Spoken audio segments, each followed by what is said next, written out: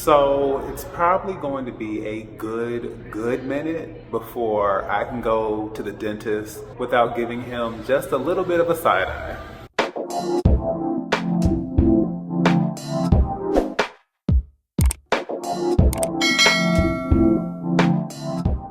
Hey everyone, this is the Movieman, fellow cinephile, popcorn addict, and emerging film critic, coming to you with reliable recaps, reviews, and reactions. And once again, I'm coming to you all with my out of the theater, but in the theater thoughts. And today I'll be sharing my thoughts on Novocaine, directed by Berk and Robert Olsen, and starring Quaid, Midthunder, Ray Nicholson, Batalon, and many more.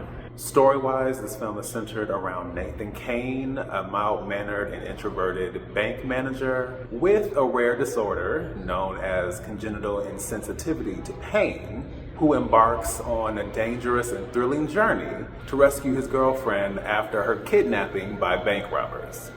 As far as our pros, I'll go ahead and start with some thoughts on our directors. As I mentioned, our directors here are Berk and Robert Olsen. They are a directing duo who have previously collaborated on the films Body, Stakeland 2, Villains, and Significant Other. Naturally, I haven't had the chance to see those films, but after watching this, of course, I'm very curious to see if some of the same style or just whatever their specific vision that they have for this film, just seeing if I can also experience some of that in their previous films. So I'm definitely intrigued to check that out. But yeah, they have crafted a very unique, very intense, very visually disruptive action film, action comedy film, almost a thriller in some ways, but it definitely is taking on a lot, especially with this premise of CIPS. I just thought that was such a unique thing to incorporate into this particular film. I actually first became familiar with that particular disorder because I read and watched the Swedish film adaptations of The Girl with the Dragon Tattoo, the Millennium Trilogy. There is an antagonist that has that same disorder. And let's just say it becomes a very complicated situation for a lot of characters when he's in the mix. So seeing that idea realized for a film that is not nearly as serious or frightening as that character is, it was really interesting seeing that, being utilized in such a unique and interesting way. And speaking of unique and interesting, the violence. Even with what you see in the trailer, they still have some moments where I was just like, okay, ooh, all right. I was just like, oh. And it's one of those things where, obviously, violence to an extent doesn't really bother me. I always talk about how I go back and forth between enjoying it and just kind of being like, ugh, rethinking my life choices afterwards. But I will say that so much of the violence, because of our main character, makes for some delightfully brutal scenes, and some aspects of the pain in question will just turn your stomach because of how specific they are. So make no mistake, this film does not shy away from that. And every time I thought it was like, oh, okay, we've kind of seen all there is to see with that, we're going to kind of calm it down and tone it down. No, they keep that going until the very end.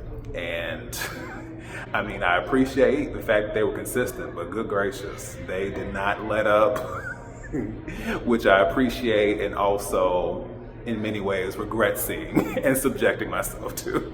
This is also an extremely stacked cast. We have Quaid, we have Midthunder, Ray Nicholson, Batalon, Gabriel, and Matt Walsh, and they all absolutely helped bring this film to life. Yeah, it was really interesting. I think Quaid, what makes him such a compelling actor is that he really knows how to lean into that quirky, offbeat, introverted, nice guy, but kind of nerdy and awkward and, not quite sure of himself. And that definitely, of course, plays into his character here. I also haven't seen The Boys, but I kind of get that same vibe from his character there as well. And, he does a great job bringing that to life and him becoming this very unlikely hero and the circumstances and how he becomes to just go full throttle. Not quite John Wick levels, but he does what he can with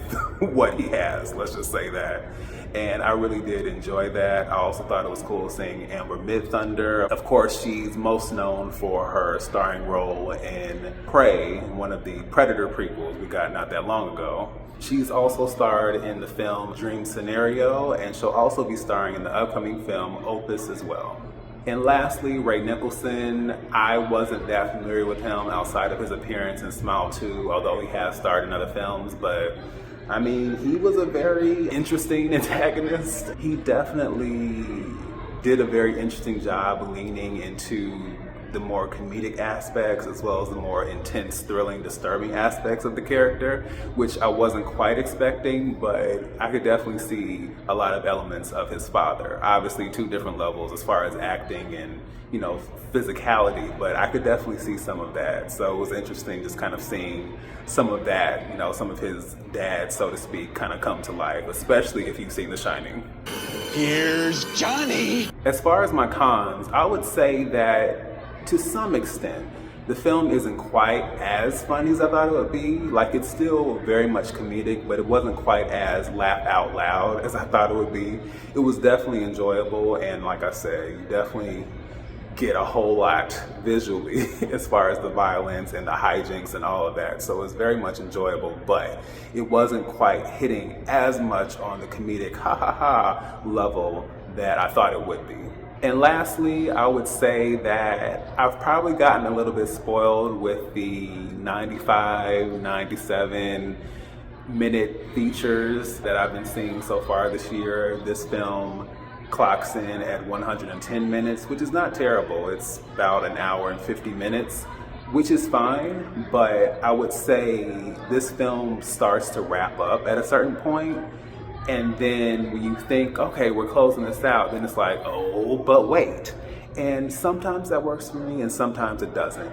I don't think the third act in this film was bad, but it definitely, of course, still kept the momentum and the thrills going, but it felt kind of stretched out, if you know what I'm saying. I was kind of like, okay, this feels like it's overstaying its welcome to an extent. And even though I was absolutely enjoying myself, at that point I was kind of like, all right, I'm looking at the clock, it's probably time to go, so let's bring things to a close. But outside of that, I have to say that Novocaine was absolutely a delight to watch. This was a screen unseen, and I was so worried because I was hoping it was going to be Novocaine, but a lot of times I'm hoping for a certain film or, something that I'm going to be excited to see within that same vein, or just something that's kind of been on my radar, or just something that really is a surprise. But I was really worried this is going to end up being, and I unfortunately had no desire to watch that. So I was very happy when this did end up being Novocaine, and like I said, this is an enjoyable watch. I don't know if you want to be eating while you're watching this film, but I think the cast, the visuals, the violence, the thrills, the action, the intensity, all of that, I think this is a film that everyone, to an extent, I think will really enjoy, and I can absolutely say I enjoyed it as well.